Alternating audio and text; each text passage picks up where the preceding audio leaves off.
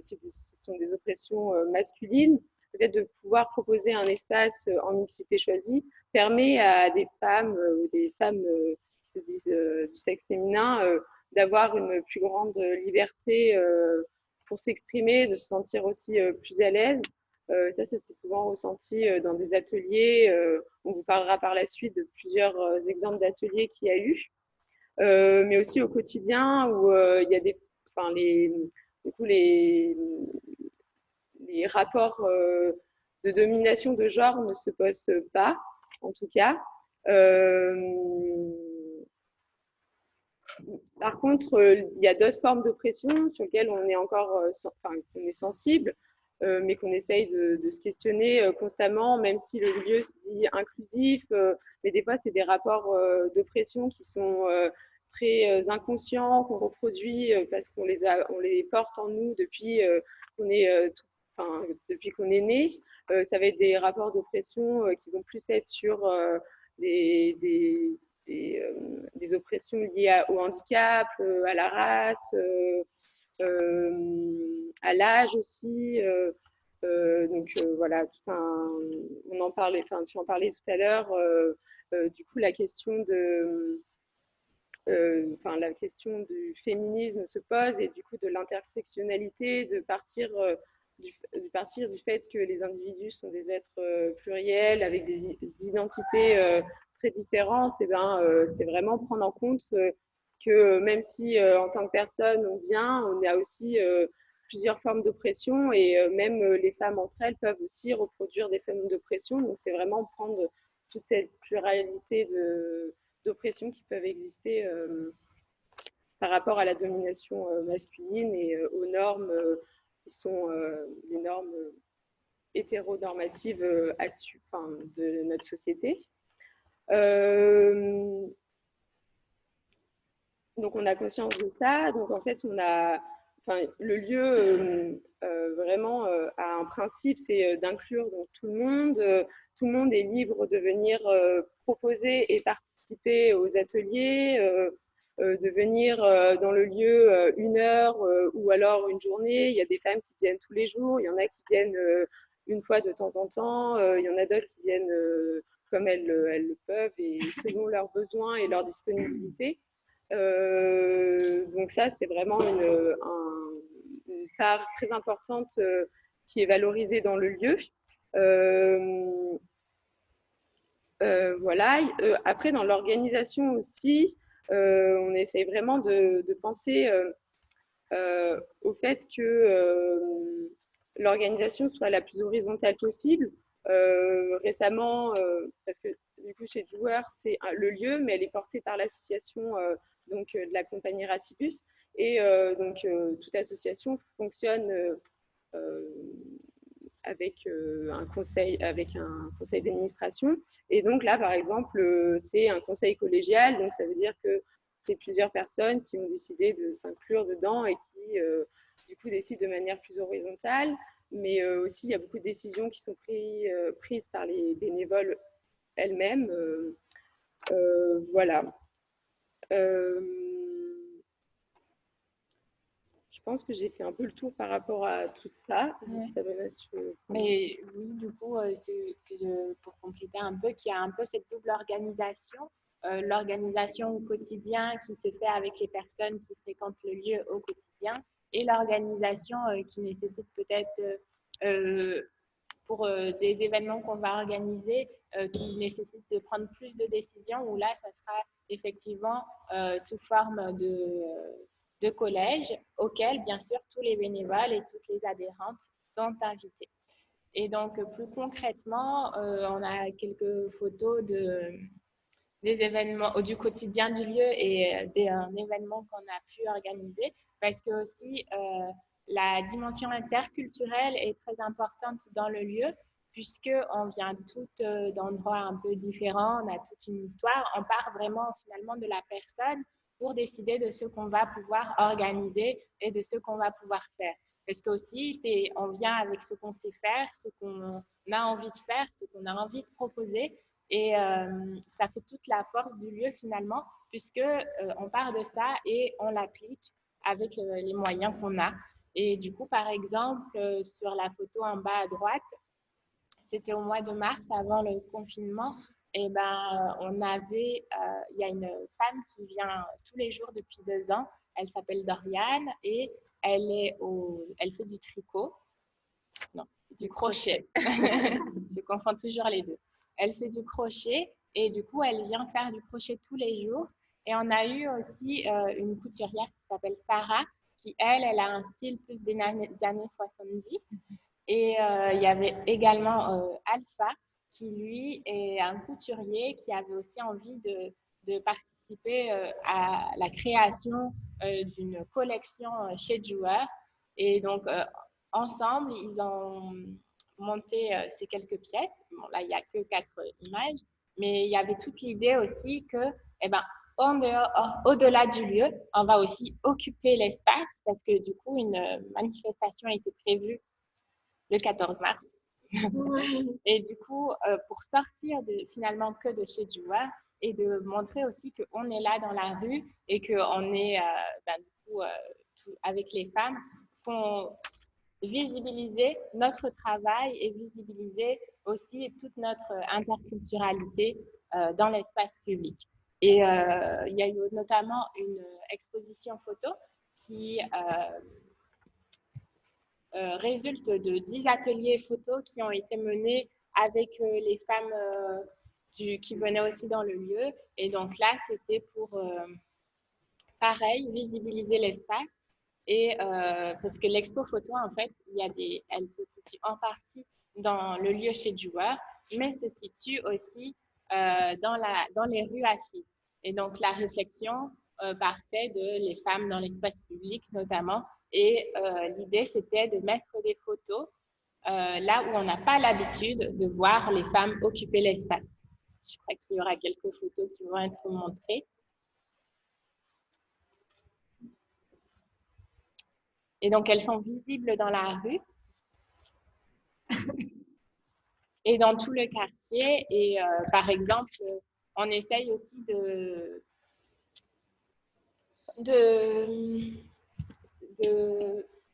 faire plus des projets avec un peu les associations qui existent déjà et notamment d'autres associations féministes. Je pense à la Clitorale qui était là notamment lors de l'exposition ouais. pour apporter de la voix et pas juste à ces images justement et que ça crée peut-être un petit attroupement interdit pendant le confinement. Mais voilà. Bah, du coup, c'est vrai que ces ateliers, ils ont été menés. Du coup, c'est un atelier de photographie participative. Donc, c'est vraiment une photographe qui a proposé à des femmes qui le souhaitaient de venir participer à des ateliers sous la thématique de l'espace public.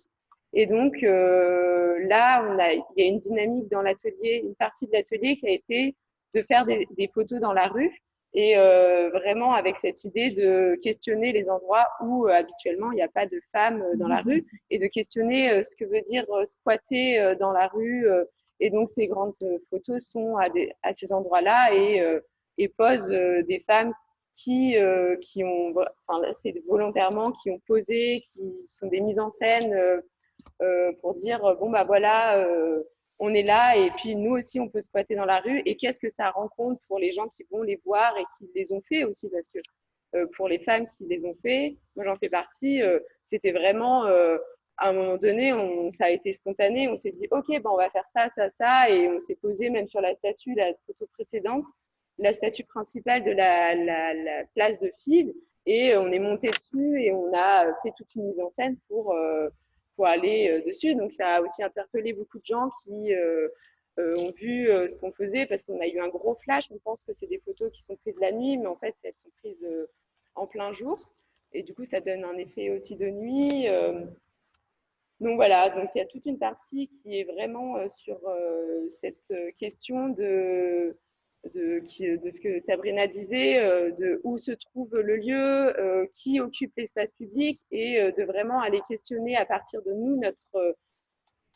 Enfin, c'était vraiment ça, les premiers ateliers, ça a été des discussions entre femmes sur comment vous vous comportez dans l'espace public, comment ça se passe pour vous et de partir de ses propres expériences pour aller les illustrer en images avec une dimension encore plus radicale pour le coup, qui est on va faire des mises en scène et on va aller directement dans l'espace public et on va occuper l'espace public d'une certaine manière, qui est de faire des photos et de les afficher en grand. Donc elles sont encore là, vous pouvez aller les voir si vous voulez.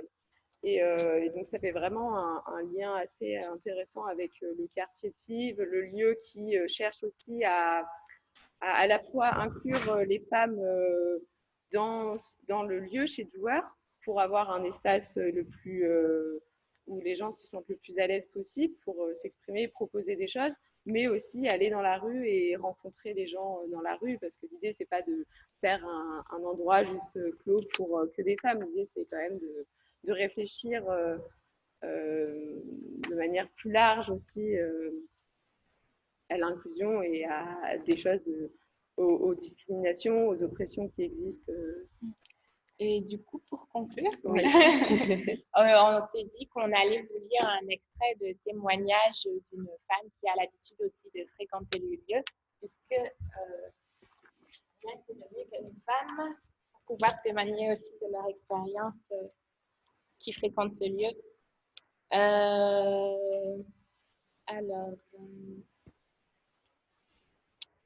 elle est... Ah, ben, elle était là en haut, tout en bas.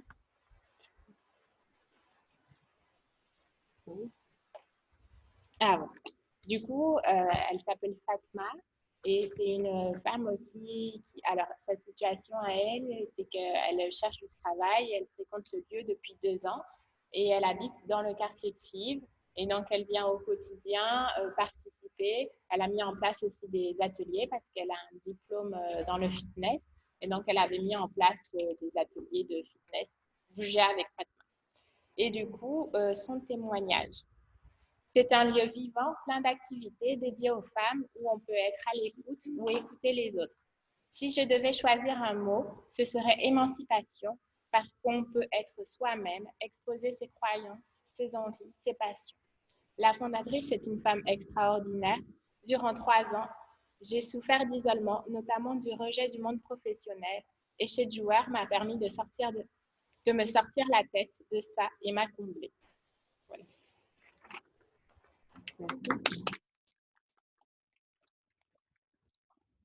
Alors, si on s'interrogeait sur le caractère émancipateur de créer des lieux qui sont sensibles et qui portent cette question de l'égalité homme-femme, je pense que vous avez bien illustré l'exercice. Est-ce que Mihaïla, juste avant qu'on prenne un temps d'échange, est-ce que tu voulais donner un exemple de chez Violette avant de...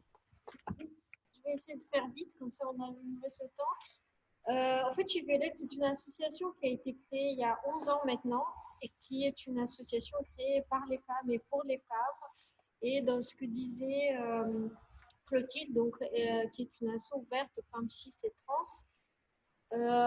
c'est un espace où on est situé à l'île Moulin, place Van Anecker, et c'est un espace qui est un espace de sororité, de partage, d'empouvoirment, de convivialité pour toutes les femmes. Et l'idée de l'association et une des valeurs de l'association, c'est la non-mixité choisie, comme chez Buor, où on peut se retrouver concernés justement entre femmes qui subissent le sexisme. Et j'aimerais bien aussi juste dire que la non-mixité, c'est un outil de lutte, c'est un outil qui reste nécessaire à l'heure actuelle. Et en fait, ce qu'il disait Clotilde, c'est très juste parce que c'est une non-mixité choisie. On a choisi de le faire. Ce n'est pas une non-mixité subie, comme par exemple, ça peut être la non-mixité dans certains cafés où il n'y a que des hommes, ou la non-mixité dans les salons de coiffure où il n'y a que des femmes, mais ça n'a pas été choisi comme tel, parce que ça s'est fait de manière naturelle. Et donc, l'idée, c'est que c'est un outil de lutte, c'est un outil qui est nécessaire, qui est utile pour penser les discriminations qu'on vit, qu'on subit, et pour se retrouver concerné dans un espace safe. Et surtout, je sais que la non-mixité peut être critiquée par certains, que ce soit la non-mixité raciale ou la non-mixité entre les femmes. Mais par exemple, c'est pas une idée nouvelle. En fait, ça a été déjà mis en place par les féministes des années 70. Et même, par exemple, la politologue et féministe Françoise Berger, elle disait déjà que les opprimés ne peuvent pas mettre des mots sur les choses si les oppresseurs sont là. Donc forcément, quand on se retrouve avec des personnes qu'on considère qui nous discriminent, c'est plus difficile de mettre certains mots sur ce qu'on vit. Donc voilà, et chez Violette, en fait, c'est vraiment un espace un peu comme chez Dior, qui est organisé à l'horizontale. Il n'y a aucune femme qui a plus de pouvoir qu'une autre. Toutes les adhérentes ont le même pouvoir dans cette idée de déconstruire un peu les rapports de domination et de pouvoir entre nous, mais après aussi pouvoir les déconstruire dans notre espace de travail, à la maison et tout ça. Mais ça commence entre nous. Et donc, il y a des activités diverses et variées parce que chaque adhérente peut proposer une activité. Ça peut être le yoga, ça peut être une projection de film, ça peut être des discussions, ça peut être des ateliers à l'extérieur. C'est vraiment très, très large parce que dans l'idée, c'est que chaque femme qui vient chez Violette s'approprie ce lieu, s'approprie cet espace, puisse partager quelque chose avec les autres. Et donc, on n'a pas de limite de ce qu'on doit faire, tant que c'est dans le respect, tant qu'il n'y a pas des propos sexistes, homophobes, transphobes, ainsi de suite. Et aussi, dans notre non-mixité à nous, il y a d'autres formes de non-mixité. Ça peut être la non-mixité lesbienne, par exemple, ça peut être la non-mixité raciale, justement pour soutenir toujours cette même idée de se retrouver entre personnes concernées. Merci. Bon, si vous ne l'avez pas bien compris, les tiers-lieux, y compris, doivent se pencher sur la question de l'égalité des genres. En tout cas, je pense que c'est le postulat qu'on peut retenir de cette discussion, mais je ne veux pas du tout boucler la discussion. Je vous invite à prendre place sur ces tabourets, à venir réagir, rebondir, proposer, questionner, râler, vous mettre en colère. Est-ce que je peux me permettre de prendre la parole, même si c'est un peu plus compliqué en vidéo? Claire-Marie, tu peux tout à fait venir t'asseoir. Il y a deux. Oui, Christine? Ah oui, vous m'entendez? Oui. Oui, alors j'avais comment dirais-je, c'est pas des remarques, c'est des impressions en fait à faire. La première, c'est que en fait, je ne m'attendais pas à ce que j'ai entendu, parce que comme je suis depuis quelques années la création de tiers-lieux où il y a effectivement majoritairement des hommes qui parlent d'organisation, de business model, de logiciels, etc., je m'attendais à avoir une sorte de photographie en négatif de quelle est la place des femmes par rapport à tout ça. Et en fait, pas du tout. J'ai vu des choses très intéressantes, presque plus philosophiques, plus intellectuelles parfois, très intéressantes, et je salue ma consoeur géographe d'ailleurs. Ça, c'est la première remarque. La deuxième remarque, c'est que je suis beaucoup plus âgée que vous toutes, là, j'ai l'impression, et qu'en fait, comment dire, j'ai été élevée dans les années 60, j'ai été élevée avec les principes de l'égalité, etc. Et donc, ça me fait vraiment bizarre, même si je sais que ça existe, hein, mais ça fait vraiment bizarre de voir des jeunes femmes comme vous me parler autant de féminisme, d'égalité, de place à prendre, alors que je n'ai pas vécu pendant pratiquement 30 ans dans ce modèle-là. J'ai vécu dans le modèle de l'égalitarisme des années 60.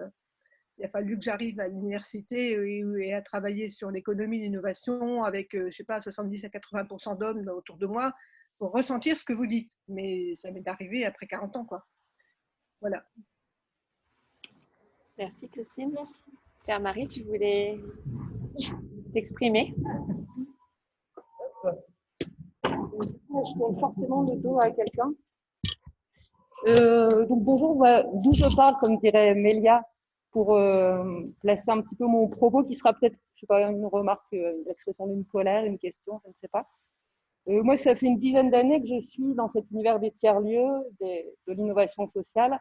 de ces collectifs sans hiérarchie, sans salariés, que l'on dit ou que l'on veut très horizontaux.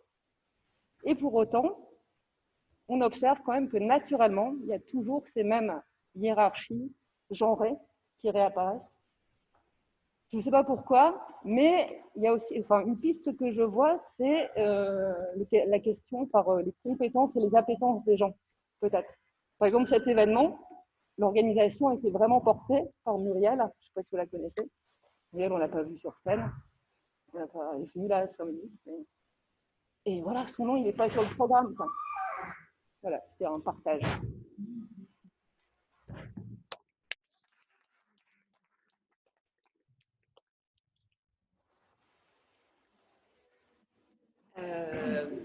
Merci, Claire-Marie, beaucoup pour ce témoignage. Est-ce que d'autres voudraient rebondir, réagir, se mettre en colère ou proposer des façons de faire? Moi, je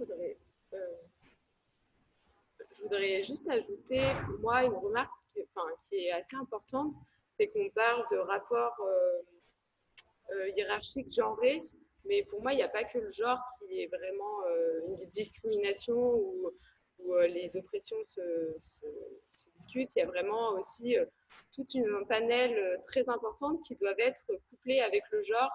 Et du coup, par exemple, la race, la classe sociale et là j'en dis 3 ou 4, le handicap ou l'âge sont des rapports de domination qui sont aussi très importantes à parler et du coup c'est pas, je trouve des fois on a tendance à trop fermer sur le genre alors qu'en fait ça pourra, on ferait bien que d'ouvrir à toutes les formes d'oppression qui existent et à réfléchir le genre avec toutes ces autres formes d'oppression.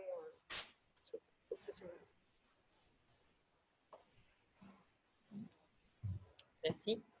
Bravo. Je vous fais court hein, parce que je ne veux pas du coup refaire mon homme. Quoi.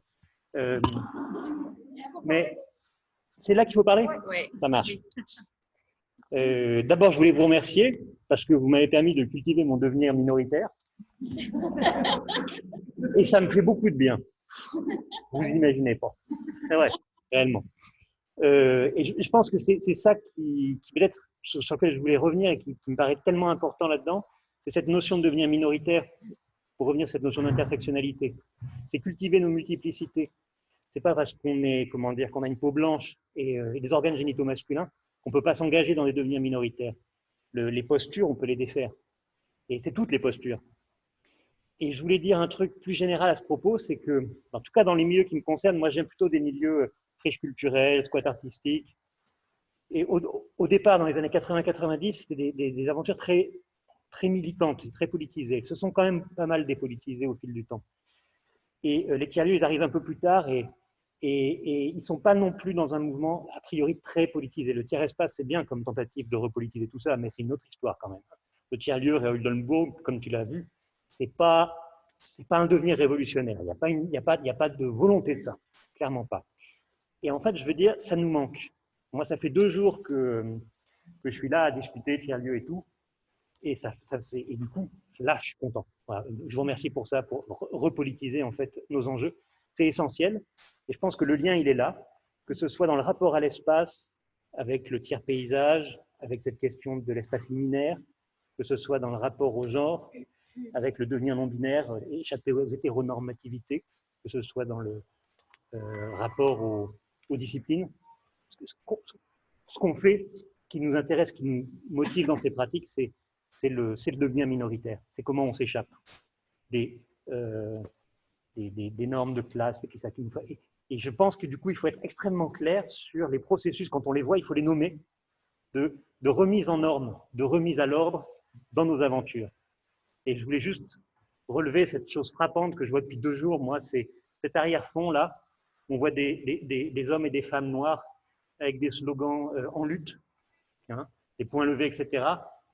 Et bon, aujourd'hui sur la scène, c'était des femmes et on a eu beaucoup d'hommes en fait ici, tout le long, d'hommes blancs, des hommes blancs avec derrière des femmes noires qu'on n'entend pas. Et à côté, il y a ce truc, France tiers-lieu. Et le France sur tiers-lieu, je ne peux pas m'empêcher de me dire, putain, ça raconte des trucs, quoi.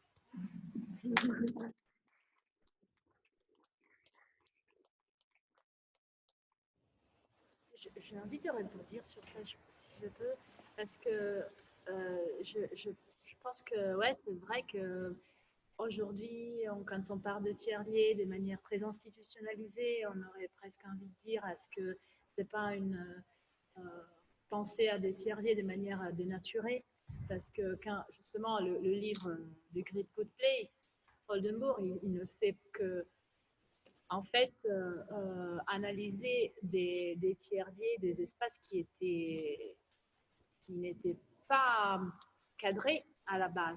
Donc, le fait de vouloir de plus en plus cadrer ça, est-ce que ça va dénaturer du coup les propos et le faire devenir moins révolutionnaire, justement? Parce que oui, bien sûr, il y a un côté un peu... et ben, il y a les hackerspace, il y a toute une question économique quand même dedans qui est très importante. Après, bah, pourquoi pas réinventer ça d'une manière tierce, justement, bah, je pense que c'est le but. Mais du coup, de garder bien à l'esprit que ce rapport avec les pouvoirs publics, ça pourrait dénaturer D'ailleurs, il y a aussi, j'ai entendu parler que parfois, on peut parler des quatrièmes passe aussi, de quatrième lié, si on parle des endroits vraiment très mêlés avec les pouvoirs publics, et c'est une dénaturation des tiers-lieux. Donc, bon, voilà, c'est aussi pour ça que j'ai eu envie de les mettre ensemble, les choses, parce que je me dis que le pouvoir, le potentiel révolutionnaire, il faut quand même le nourrir de la base. Est-ce qu'on compare une révolution aujourd'hui? Moi, je suis très radicale, donc pour moi, j'utilise ce terme. Il n'y a pas sinon je vais terminer. Alors, je vous propose de vous installer toutes les deux au tabouret. Et puis Ouais, bah, moi, je voulais juste revenir sur le fait que, oui, en effet, on peut, je veux dire, s'engager dans une lutte, même si on est blanc, s'engager dans une lutte antiraciste. Il le faut, ou si on est homme, s'engager dans une lutte féministe. Maintenant, moi, ça me tient à cœur de dire qu'il faut s'engager en tant qu'allié, parce que forcément, je l'ai dit plusieurs fois, et peut-être ça vous paraît redondant, mais c'est important de laisser la place aux concernés, parce que on ne peut pas connaître et on ne peut pas comprendre ce que vivent les personnes si on n'est pas concerné par une certaine discrimination. Et donc, je trouve que c'est important, quand on construit un lieu, mais même quand on construit notre réflexion militante, quand on construit, peu importe, de se questionner sur notre propre privilège. Par exemple, moi, je me suis questionnée sur mes privilèges de femme blanche, mes privilèges, parce que j'ai eu quand même l'occasion de vivre dans plusieurs pays, de voyager. Donc ça, c'est tous des privilèges qui sont questionnables, qui peuvent être questionnés aussi dans la création d'un lieu, mais aussi dans sa construction personnelle. Et je trouve que c'est très important quand il y a un lieu de ne pas se dire « Ah, bah, pour les personnes en situation de handicap, on va créer ça », mais peut-être les ramener dans cette réflexion pour construire avec elles. Parce que ce que peut-être pour nous, ça nous semble utile, ça ne l'est pas pour elles. Et du coup, on ne va jamais mieux faire que les personnes qui vivent certaines choses. Donc moi, ça me tenait à cœur de le repréciser, même si je crois que je l'ai dit plusieurs fois. Et merci.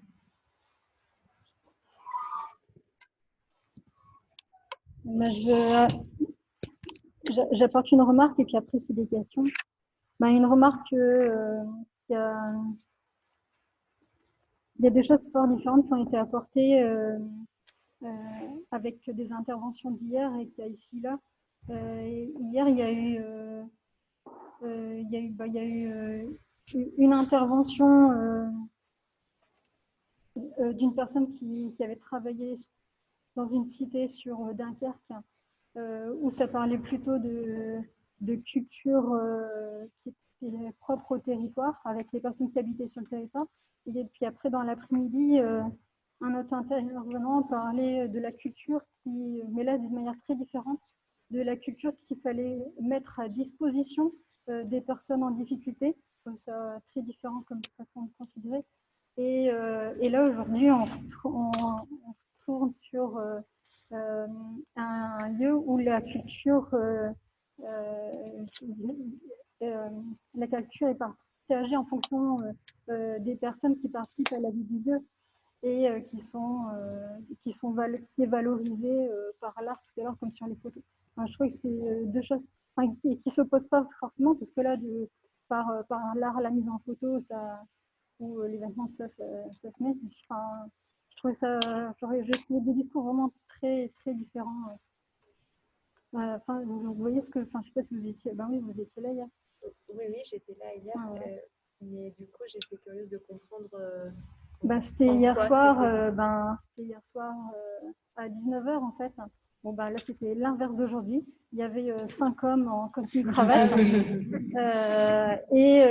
il y en a un, mais par contre, je n'ai pas retenu c'était. Et qui disait, son propos, que c'était bien, en gros, c'était bien de rendre la culture accessible aux personnes en difficulté. Et donc pour lui, la culture c'était l'art, enfin tout ce qui est dans les musées en fait. Mais il ne fallait pas que ce soit musée parce que musée c'était pour une élite apparemment. C'était trop, enfin c'était pas accessible. Et voilà, c'était à l'inverse de ce qu'a dit le gars qui a travaillé à Dakar. Et c'est encore autre chose de ce qu'on entend ici, où là, ça arrive à mêler les deux chez le joueur, et aussi chez Violet, il y a des expositions aussi. Voilà la remarque. Et après, il y a des questions.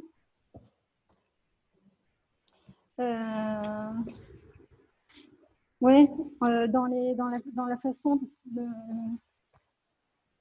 dont sont valorisées les contributions des personnes qui œuvrent dans les associations. Dans les associations et dans les tiers-lieux, il y a des façons très, très variées. Il y en a qui ont une place qui est complètement, enfin, qui est leur travail à temps plein. Ils sont rémunérés par X rémunérateurs. Il y a des personnes qui sont complètement bénévoles, sans retour. Et sans retour, je me demande quels sont les moyens de s'y retrouver. Et tout à l'heure, on a eu l'intervention de quelqu'un où il y a un système de monnaie d'échange, presque une monnaie locale, c'est pas exactement ça, mais c'est une monnaie communautaire. C'est un truc qui ressemble. Hein. Voilà, et donc ça me questionne. Et je me demande si dans les structures qui sont là,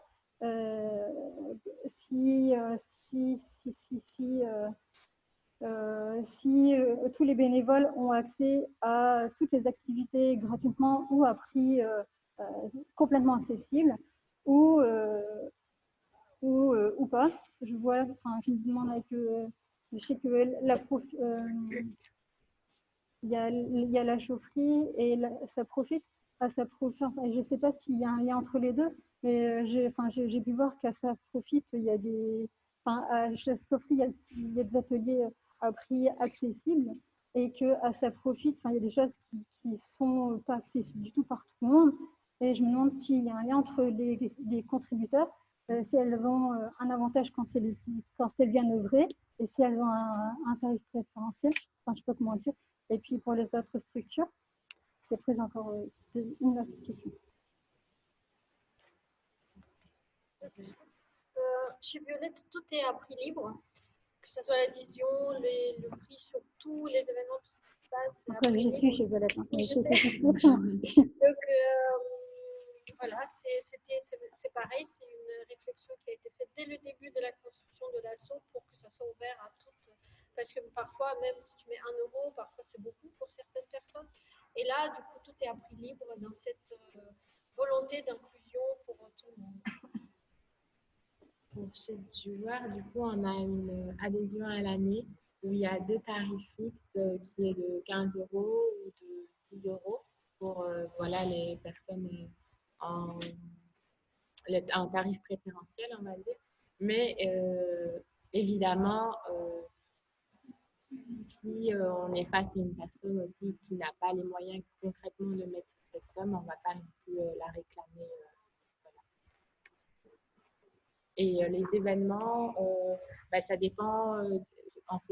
En fait de la vente lors de ces événements, mais du coup, en général, c'est une adhésion du jour qui est demandée aux personnes qui viennent, qui est de 2 euros.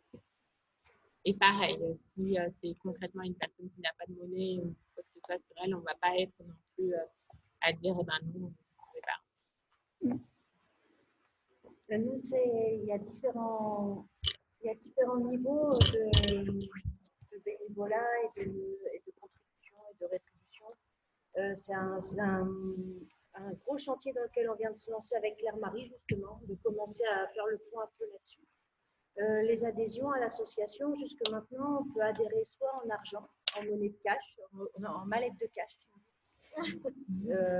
Mais on a une case qui dit vous pouvez adhérer en bénévolat, on met 1 heure ou 2, ou participer à tous les chantiers. Donc en général, les gens ne payent pas et sont bénévoles sur les chantiers. C'est comme ça qu'on les amène à devenir adhérents des SAPO. Après, dans la programmation de la chaufferie, il y a en fait le rez-de-chaussée est loué, donc il y a un modèle économique. Il y a un modèle économique dans notre tiers-lieu aussi. Donc le rez-de-chaussée peut être loué. Si c'est une entreprise ou une location privée, il y a un tarif. Moi, je suis nulle en tarif, donc je ne sais plus, mais il y a un tarif. Si c'est une asso de copains qui veulent faire une formation et dans laquelle eux vont demander une participation financière, c'est loué, mais un peu moins cher. Ça rentre dans le cadre de la programmation résilience et tout ça. Après, il y a les assos de copains. Surtout ce qui se passe actuellement, c'est des amis, les copains et les copines qui ont des assos qui veulent faire des événements là à prix libre. Et donc là, on demande juste une contribution pour payer l'électricité, le café, l'eau et le chauffage pour le week-end. Voilà. Et après, donc ça, c'est des animations qui vont être réintégrées dans une programmation de la chaufferie, mais qui ne sont pas forcément portées par les SAPROFIT. Par exemple, de la sophro le samedi matin, mais nous, on n'aime pas, parce que mais c'est cool que ça fonctionne. Donc là, on n'a aucune incidence sur le tarif. Et après, il y a des grosses formations qui sont portées, par exemple des formations en permaculture humaine, ou bien forêt-jardin, donc qui sont des formations sur plusieurs jours et qui demandent la venue d'un intervenant extérieur et tout ça. Donc celles-là, elles sont payantes. Et après, il y a toujours une précision. Donc c'est là où, dans ces cas-là, il peut y avoir des tarifs un peu élevés, qui ne sont pas non plus élevés par rapport à ce qui est pratiqué dans les formations en général. Mais du coup, et là, il y a toujours une phrase, où nous, on l'annonce par téléphone, qui dit que pour les conditions tarifaires, elles peuvent être revues s'il y a des complications. Donc là, on en parle après de personne à personne. C'est-à-dire que s'il y a quelqu'un qui peut payer la formation, il la paye, et puis si quelqu'un ne peut pas, et ben, soit c'est pris en charge par le groupe, soit c'est toujours un moyen. Et après, il y a les gens qui sont au conseil d'administration avec qui on se retrouve des fois à porter des projets. Et donc, comme là, ils sont déjà salariés ailleurs, ou les formes de rétribution sont complexes, en argent, ça n'a pas vraiment de sens et tout ça. Et dans ces cas-là, ben, c'est des places de formation, c'est une formation en permaculture humaine, une formation ou sur un sujet qui les intéresse. Et donc, on intègre la formation à notre catalogue pour pouvoir leur offrir. Mais on n'a pas vraiment de politique comme ça de tout mettre en pied libre, parce qu'une formation de 5 jours où l'intervenant qui vient, il va demander 1500 balles, il faut lui payer le train, l'hébergement, après le mettre en prix libre derrière, on peut, mais on va se retrouver avec 4,50 € et du coup, ben, c'est la structure qui est mise en porte-à-faux. Déjà, on paye pas mal, on est subventionné par la MEL pour le tiers-lieu, mais après, en fait, chez les SAPRO, l'expérimentation et l'assaut, elle est payée par les prestats de la coopérative. Donc, ça devient compliqué. Donc, c'est plus un arrangement comme ça, de pair à pair, où on se dit, ben, si tu peux payer combien tu peux, si tu peux pas, il n'y a jamais personne qui a été refusé pour participer à une formation pour raison financière. D'accord. Ouais. Et puis, j'ai une dernière question. C'est pour chez Joueur et pour chez Violette. Est-ce que ça peut être identifié en tiers-lieu? Ben, du coup, c'est pas quelque chose qu'on utilise dans notre définition, mais par les différentes fréquentations qu'on a, c'est-à-dire que les personnes qui viennent aussi au quotidien, ce sont des personnes finalement qui ont besoin de sortir de chez elles pour lutter contre l'isolement qu'elles peuvent ressentir en étant chez elles, parce que souvent ce sont des personnes seules. Et du coup, on peut dire que en ce sens, c'est un lieu un tiers-lieu, pas vraiment du coup un espace de la maison et pas un espace de travail. Donc, on ne travaille pas forcément, on vient juste passer du temps en fait, et prendre un café. Mais c'est pas dans notre définition. Chez Violette non plus, n'utilise pas tiers-lieu, déjà parce que, je sais pas, c'est un lieu associatif. Et après, comme il y a cette histoire de nomicité qui est une valeur vraiment très importante, peut-être que c'est pas ouvert aux hommes forcément, en tout cas pas tout le temps. Mais honnêtement, ça ne pose pas trop de soucis parce que, comme je disais avant, là, pour l'instant, la nomicité est utile, nécessaire, et donc on n'aimerait pas échanger ça contre l'appellation tiers-lieu. Mais forcément, c'est comme tu dis, c'est un espace qui est ailleurs, qui est autre chose, où ça se fait autrement. Mais voilà, il y a cette notion de non-mixité. Et du coup, le tiers-lieu doit résoudre cette singularité. Mais parce qu'il y a quand même, ça témoigne d'une unicité sociale, d'une unicité d'âge, et qui est aussi importante en fait, l'unicité de genre en fait. Et je trouve que ça pourrait se défendre aussi, enfin se justifier aussi. Et je suis surprise de cette limite en fait dans ouais, enfin, je fais cette limite en fait, parce que dans le fond, voilà, quand je me suis dit il y a une cuisine, enfin chacun participe parmi ses joueurs, chacun participe à l'agenda, c'est pour l'émancipation, c'est super riche. Il faudrait aussi voir ça mérite. Le tiers-lieu était seulement d'hommes auparavant, quand il n'y avait pas ces questions ouvertes à tous et tous, est-ce qu'il n'y avait pas des tiers-lieux au début qui n'étaient pas seulement des hommes. Donc voilà, ça pourrait... Alors, pour gérer un petit peu le temps de cet atelier, j'aimerais pouvoir vous entendre sur votre question. Et puis ensuite, je proposerai ou pas, si non, si vous voulez nous partager un rapport d'étonnement, mais on va déjà vous écouter. Du coup, je vais rebondir sur la discussion parce que je trouve que c'est assez intéressant en fait, l'idée du concept des tiers-lieux. Donc moi, j'ai découvert le concept des tiers-lieux il y a 3 ans, dans ces murs justement, parce que moi j'ai un projet sur lequel je chemine depuis pas mal de temps, c'est justement de créer un espace de femmes. Et en découvrant ce concept, moi j'étais assez bloquée par le binarisme de voilà, est-ce que c'est un café, est-ce que c'est un commerce, et de découvrir ce concept, ça m'a ouvert l'horizon. Sauf que je me suis aussi rendu compte que, en parlant d'espace de femmes, il y a aussi la limitation des enfants. Et je pense que pour moi, les deux sont liés. C'est-à-dire qu'on ne peut pas réfléchir à un espace de femmes sans réfléchir à la place des enfants. Moi, je m'interroge. Moi, je suis roubaisienne expatriée en Bretagne. Donc, en plus, je vis en milieu rural. La question du féminisme est très stigmatisée là où je vis, en milieu rural. Il y a très peu de lieux de rencontre et le tiers-lieu, c'est absolument inconnu. Donc, ça ne fait absolument pas partie des habitudes ni des concepts qui sont connus. Et du coup, en 3 ans, depuis que j'ai découvert ce concept, qui moi m'a vraiment interpellée, je l'ai beaucoup partagé autour de moi, c'était assez novateur pour beaucoup de femmes, parce que moi, je suis beaucoup en contact avec des femmes, notamment beaucoup de mamans solo. Et ça a beaucoup inspiré. Et en même temps, 3 ans plus tard, moi, ce que je me rends compte, c'est qu'il y a une institutionnalisation du concept de tiers-lieu qui est assez incroyable.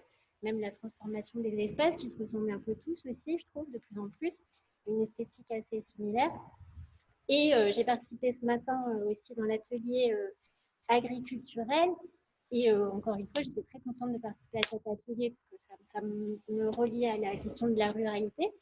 Et j'étais premièrement assez étonnée et interpellée par le dispositif que j'ai trouvé voilà, très limité. Et donc la forme d'inclusion, en fait, d'ouvrir le dialogue, en sachant que la prise de parole a été encore une fois dominée par les hommes de manière très voilà, flagrante, alors que la majorité des personnes dans la salle étaient des femmes et que l'espace était clairement ouvert à la participation aux femmes, mais se poser la question donc si les femmes sont présentes, sont intéressées, qu'est-ce qui fait qu'elles ne prennent pas cette place? Et je pense qu'il faut vraiment s'interroger sur ça, puisque la parole qui était partagée ce matin était très riche, très intéressante, et en même temps, elle était assez excluante en fait. Et donc du coup, moi je m'interroge encore une fois sur le cheminement des tiers-lieux, sur cette question d'institutionnalisation, c'est-à-dire que maintenant il y a des universités, il y a des diplômes, et tout ça pourquoi parce que, pourquoi, dans le sens où, en tout cas par rapport à la place des femmes et des enfants, où les espaces n'existent toujours pas en fait. Moi, je ne les vois pas, les espaces qui permettent aux femmes d'avoir une place dans l'espace public. En tout cas, il y en a très très peu. Et donc, moi, ce que je vois, c'est que les tiers-lieux, c'est une super idée, c'est magnifique. Et merci pour cet espace aussi féminin qui partage des outils. Ça, je pense que c'est vraiment ça qui va permettre un puissancement. Je ne sais pas c'est quoi le mot en français, je crois qu'il y a plusieurs versions. Et je pense que c'est vers ça qu'il faut aller, en fait, c'est quels sont les espaces qui permettent aux gens de s'approprier de ce concept, qui est un concept, il faut déjà qu'on soit d'accord là-dessus, c'est une coquille vide, on y mettra ce qu'on veut. Donc, il faut aussi se réapproprier de ça. Et du coup, j'étais aussi interpellée par le fait que les espaces qui sont présentés ici, du coup, il n'y en a qu'un seul qui est interdit, que les autres sont des assos, qui sont très chouettes en fait, mais qui sont plus comme des salons. Et ça me fait penser, en fait, il y a un rapport, il y a une association en Bretagne qui s'appelle Entreprendre au féminin, qui a fait un rapport sur l'entrepreneuriat féminin parce que se sont rendu compte que justement, c'est très, très minoritaire par rapport à l'entrepreneuriat masculin. Donc, se poser la question pourquoi. Et on a découvert donc, on a mis en évidence que des blocages émotionnels, en fait, de légitimité, empêchaient les femmes de vraiment se lancer. Et donc, ce rapport écrit un livre qui s'appelle Oser. Et je pense que dans la dénomination de est-ce que ces lieux sont des tiers-lieux, je pense qu'il y a aussi une question d'oser se labelliser en tant que tel et de se dire oui, on est un tiers-lieu parce qu'on a une pratique d'ouvrir un espace, de s'affirmer sur l'espace public et que le tiers-lieu, c'est presque devenu un label de voilà, il faut être une condition publique pour pouvoir s'autoriser à s'appeler tiers-lieu. Et je pense que voilà, il y a aussi un côté très urbain, et c'est pour ça que moi je voulais parler de mon expérience en Bretagne. C'est que c'est un concept qui, pour moi, m'a porté à la base une ouverture, et je pense que ça continue à le faire, mais qui est très discuté. Et je pense que c'est hyper important en fait, de continuer à pouvoir s'approprier de ce concept qui apporte une ouverture aux femmes. Et donc, voilà. Merci beaucoup pour ce témoignage.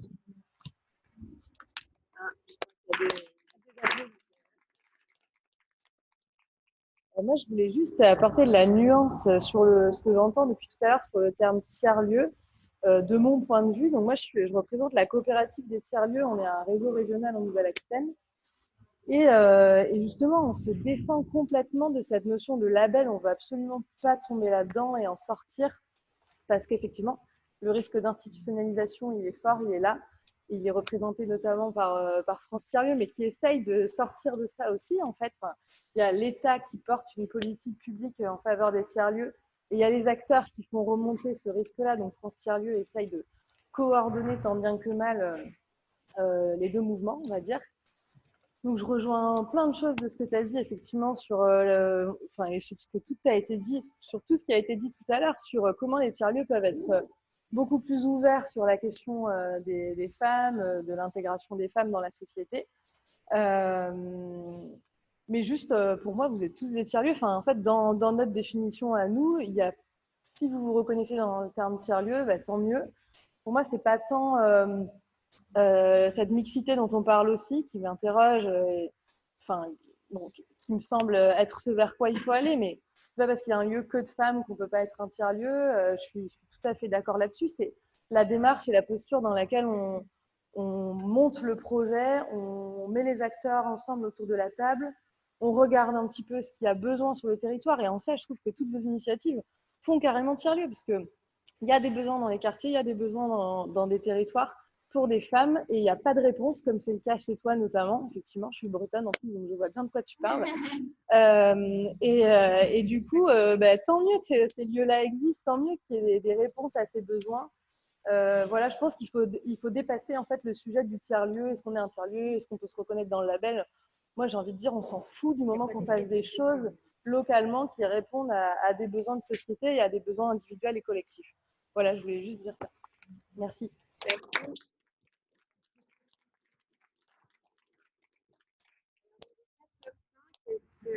Est-ce qu'on peut se dire qu'on a lancé une discussion et que du coup, il faut... Non, c'est juste est-ce qu'on peut se dire qu'on a lancé une discussion? Est-ce qu'on peut se dire que la discussion, elle doit se poursuivre et que visiblement, il y a une vraie attention à porter? Et alors, moi, je retiens ce mot que j'ai découvert avec Michaela et avec vous, d'intersectionnalité. C'est un gros mot, comme tiers-lieu, d'ailleurs, aussi moche, mais ça veut dire ce que ça veut dire. Merci à vous cet après-midi.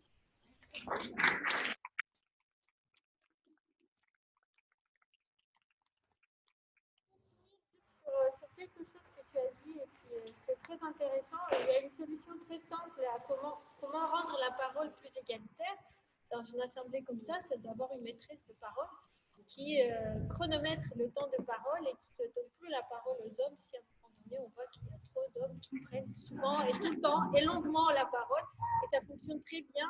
On le fait chez Violette et on le fait même entre femmes parce que forcément, parfois dans certaines assemblées, il y a des personnes qui prennent plus la parole que d'autres et personne ne se fâche parce que c'est la règle du jeu.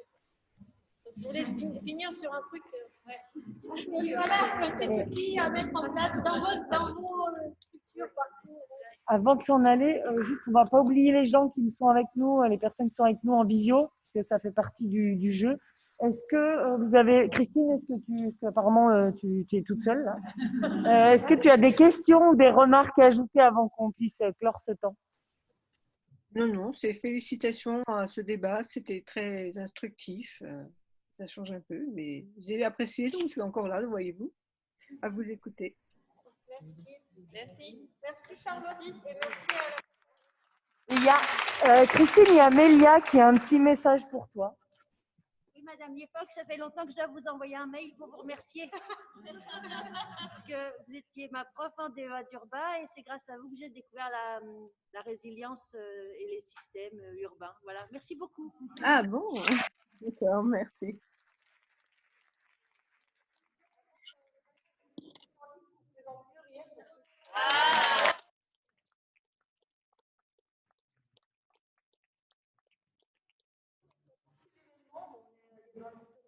C'est la personne qui a vraiment porté la dynamique depuis plusieurs mois. Et un peu à bout de bras, quand même, on la félicite, on la remercie pour son engagement, pour avoir monté tout ça.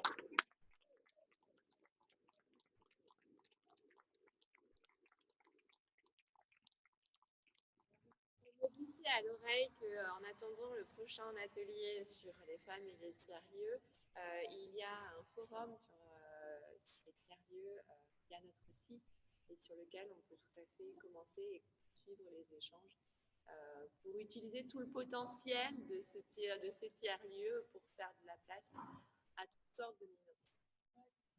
merci.